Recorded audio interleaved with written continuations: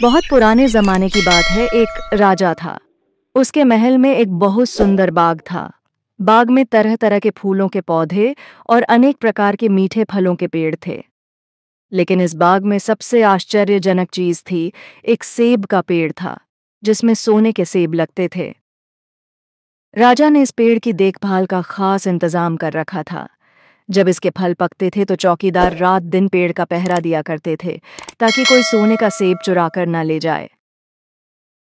लेकिन एक दिन की बात है कि बाग के माली ने जब सोने के सेबों को गिना तो उसमें से एक सेब गायब था।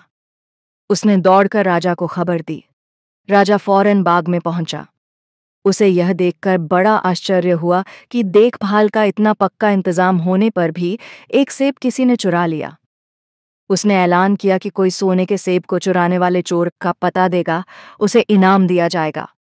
सबसे बड़े राजकुमार ने राजा से कहा कि रात में वह पहरा देगा और चोर को पकड़ने की कोशिश करेगा।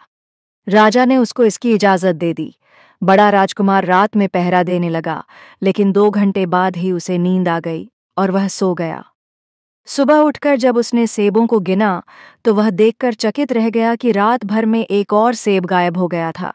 इसके बाद दूसरी रात को मंझले राजकुमार ने पहरा देने का काम संभाला। उसे भी नींद आ गई और तीसरा सेब चोरी हो गया। राजा बहुत चिंतित था। दरबारियों की भी समझ में नहीं आ रहा था कि क्या किया जाए। सब लोग उदास बैठे थे कि इतने में सबसे छोटा राजकुमार आया और उसने कहा कि आज की रात मैं पहरा दूंगा और चोर को पकड़ूंगा। राजा इस राजकुमार से खुश नहीं रहता था। वह उसे मूर्ख भी मानता था।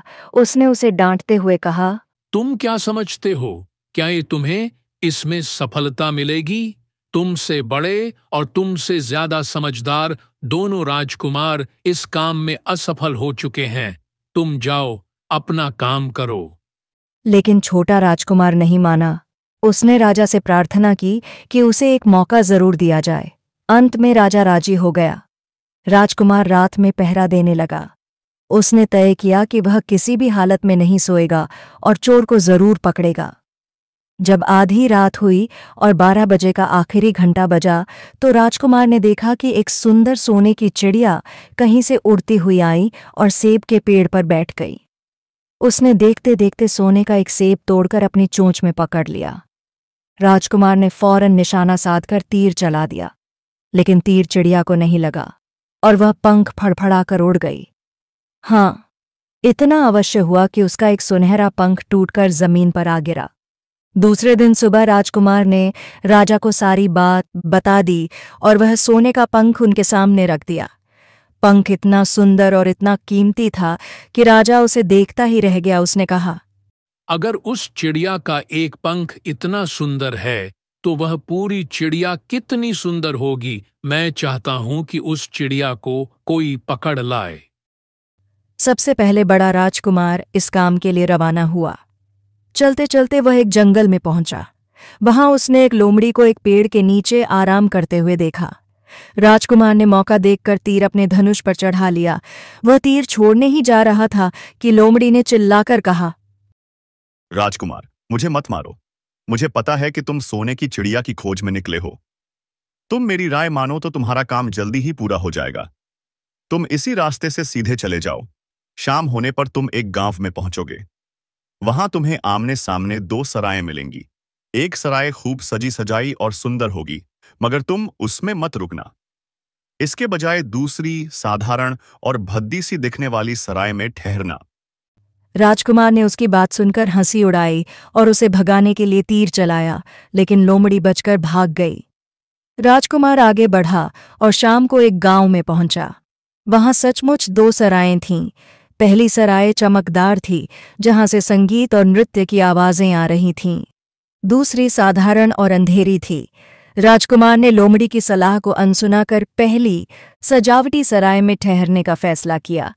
वहां के नाच गाने में वह इतना खो गया कि अपने असल उद्देश्य सोने की चिड़िया की खोज को ही भूल बैठा। काफी समय बीतने के बाद भी जब बड़ा राजकुमार नहीं लौटा तो मंझले राजकुमार ने भी सोने की चिड़िया की खोज में निकलने का निर्णय लिया। जंगल में उसकी भी लोमड़ी से भेंट हुई, जिसने उसे भी वही सलाह दी। लेकिन उसने भी लोमड़ी की बात पर ध्यान नहीं दिया और शाम को उसी चमकदार सराय में ठहरा और वह भी वहां के मनोरंजन में खो गया, अपने काम को भूल गया।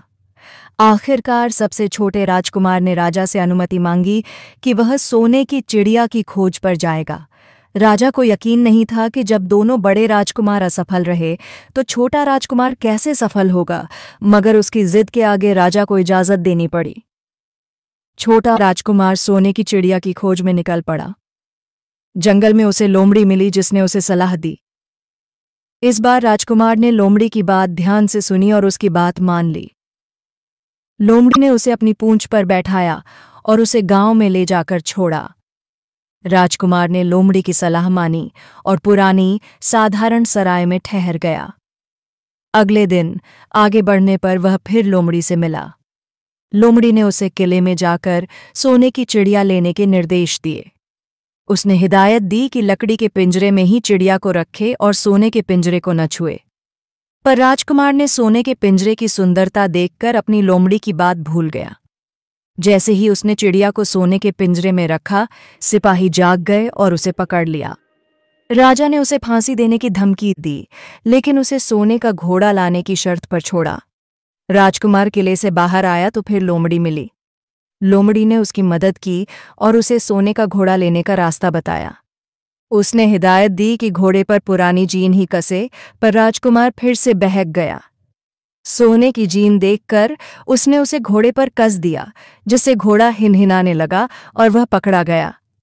इस बार राजा ने शर्त रखी कि वह सोने के महल की राजकुमारी लाकर दे तो माफ करेगा। लोमड़ी ने एक बार फिर उसकी मदद की और उसे राजकुमारी तक पहुंचने का रास्ता दिखाया। उसने कहा कि राजकुमारी को महल से दूर ले जाए और वापस लौटने का मौका न दे। पर राजकुमार राजकुमारी के कहने पर उसे माता पिता से मिलने देने को राजी हो गया। राजकुमारी महल में लौटते ही सिपाहियों ने उसे पकड़ लिया और राजा के पास ले गए। अब राजा ने उससे एक पहाड़ को 8 दिन में खोदने का काम दिया। राजकुमार को लोमड़ी को याद किया जो उसकी मदद के लिए आई। लोमड़ी ने पहाड़ को खोद डाला और राजकुमार को राजा के सामने पेश किया। राजा ने वादे के अनुसार राजकुमारी के साथ उसका विवाह कर दिया। लोमड़ी ने उससे कहा कि वह सोने का घोड़ा और चिड़िया भी हासिल कर सकता है। उसने उसे योजना बताई जिससे वह घोड़ा और चिड़िया भी पा सकता था।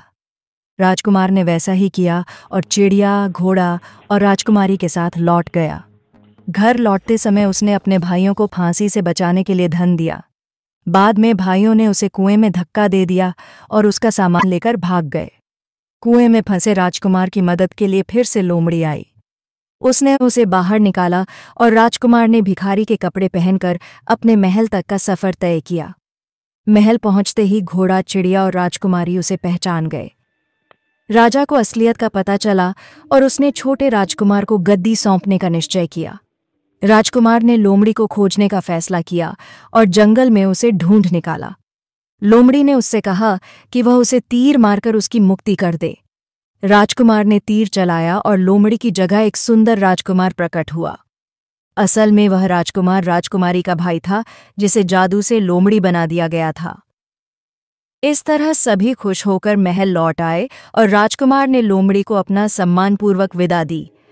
और ये मित्रों, आपको ये कहानी कैसी लगी? ये बात आप हमको कमेंट के माध्यम से जरूर बताइए।